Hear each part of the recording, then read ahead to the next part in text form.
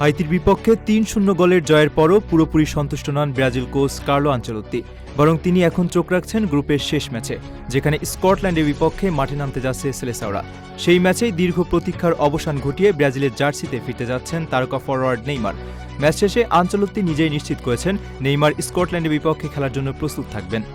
বিশ্বকাপের শুরুটা ব্রাজিলের জন্য খুব একটা স্বস্তিদায়ক ছিল না। প্রথম ম্যাচে মরক্কোর বিপক্ষে ড্র করে সমালোচনার মুখে পড়েছিল দলটি।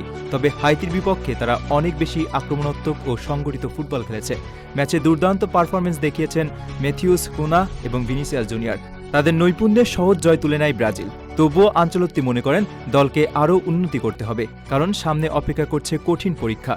স্কটল্যান্ড ইতিমধ্যেই দেখিয়ে দিয়েছে তারা সহজ প্রতিপক্ষ নয়। হাইতিকে হারিয়ে এবং মরক্কোর বিপক্ষে লড়াকু পারফরমেন্স দেখিয়ে তারা ব্রাজিলের জন্য সতর্কবার্তা পাঠিয়েছে। তাই শেষ ম্যাচে কোনো ঝুঁকি নিতে চান না ইতালিয়ান এই কোচ। সবচেয়ে বড় সুখবর অবশ্য নেইমারকে ঘিরেই।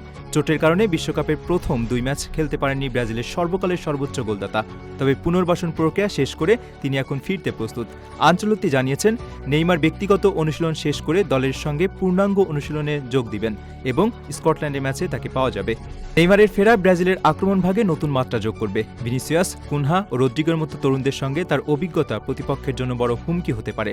বিশেষ করে বড় ম্যাচে নেইমারের সৃজনশীলতা এবং গোল করার ক্ষমতা ব্রাজিলকে বাড়তি আত্মবিশ্বাস দিবে। স্কটল্যান্ডের বিপক্ষে ম্যাচটি শুধু গ্রুপ সেরা হওয়ার লড়াই নয়, বরং নকআউট পর্বে আগে নিজেদের শক্তি যাচাইয়েরও সুযোগ।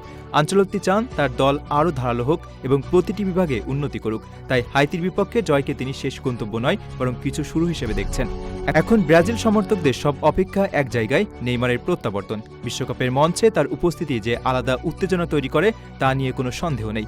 স্কটল্যান্ডের বিপক্ষে তিনি মাঠে নামলে শুধু ব্রাজিল নয়, পুরো ফুটবল বিশ্বই হয়তো আরেকবার দেখতে পাবে নেইমারের জাদু।